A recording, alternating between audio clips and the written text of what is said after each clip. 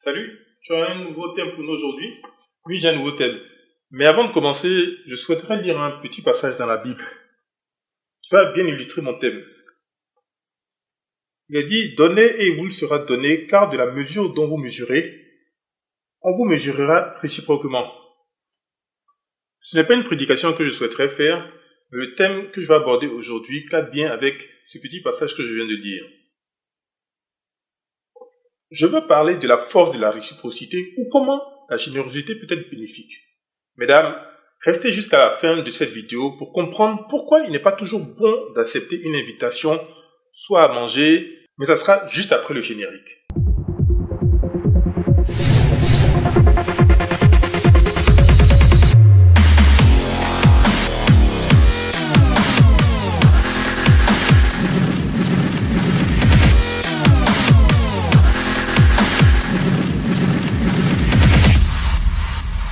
Tout d'abord, je vais vous faire un rapide cours d'histoire. Un cours d'histoire.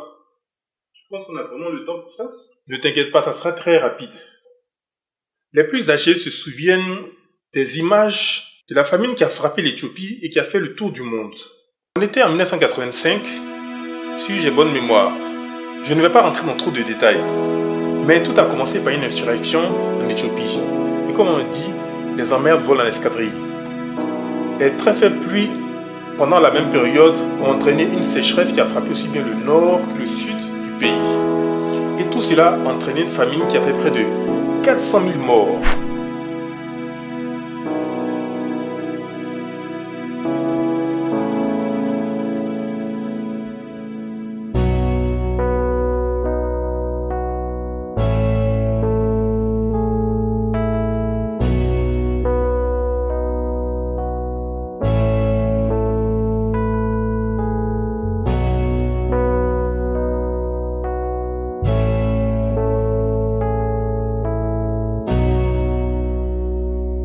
Nous sortons de l'Éthiopie en Afrique et nous partons dans un autre continent, l'Amérique du Sud, et plus précisément au Mexique. Nous sommes le 19 septembre 1985. Il est 7 heures du matin lorsque Mexico se réveille avec un tremblement de terre.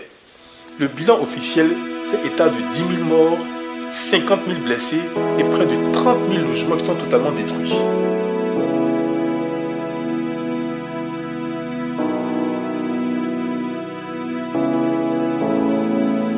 Alors que les Mexicains pleuraient leurs morts et que les secours internationaux se mettaient en place, une annonce officielle fait état d'un don en nature d'un montant de 5 000 $. La somme est certes dérisoire, mais savez-vous qui a fait ce don?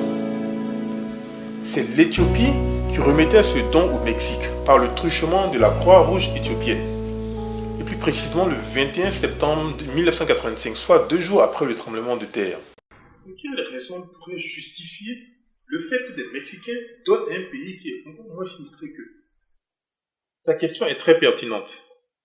Et la raison est toute simple.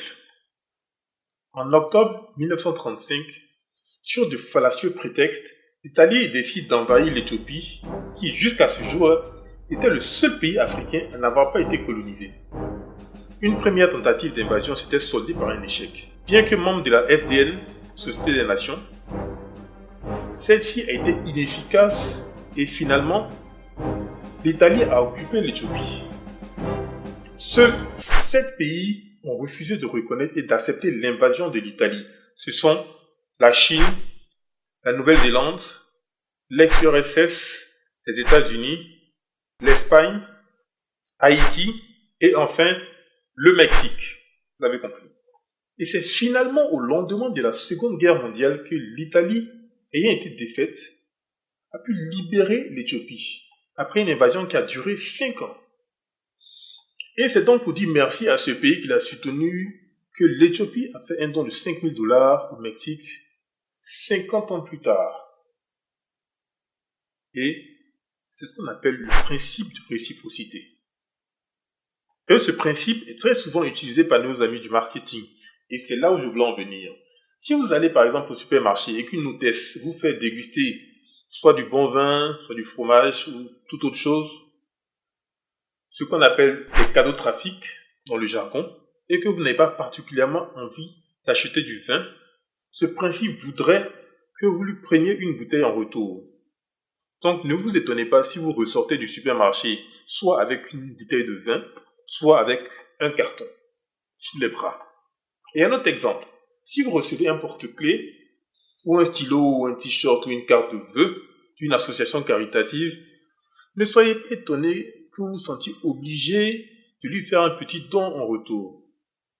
La règle de réciprocité provient de la raison toute simple qu'il faut s'efforcer de payer en retour les avantages reçus d'autrui pour rétablir un certain équilibre. Si quelqu'un vous rend service, vous devez lui rendre service en retour. Et si quelqu'un vous souhaite par exemple un bon anniversaire sur les réseaux sociaux, la règle voudrait que vous en fassiez de même le jour de son anniversaire. Petit conseil pour finir. Si vous voulez participer à une fête organisée soit par un collègue, soit par un voisin de classe, alors invitez-le à une réception que vous organisez. Il se sentira obligé de vous inviter en retour. Au début, tu as parlé du conseil à donner pour les dames. Ne t'inquiète pas, je n'ai pas oublié le conseil pour les dames. Quel est-il? Donc, mesdames, si vous ne voulez pas finir dans les bras ou dans le lit de quelqu'un que vous n'aimez pas, pour qui vous ne ressentez rien, alors évitez d'accepter les invitations à déjeuner ou à dîner. Et refusez également les cadeaux que cette personne vous fait. Parce que même si vous ne l'aimez pas, vous risquez plutôt de vous sentir obligé de lui donner ce que cette personne attend pour payer cette dette morale. Alors vous êtes prévenu. Si vous avez aimé cette vidéo, merci de mettre un pouce, de vous abonner à la chaîne, de laisser un petit commentaire et de la partager sur les réseaux sociaux. Si vous avez des remarques à faire ou un témoignage à rendre par rapport au thème que je viens de donner, n'hésitez surtout pas à laisser un petit commentaire. Merci. Ciao.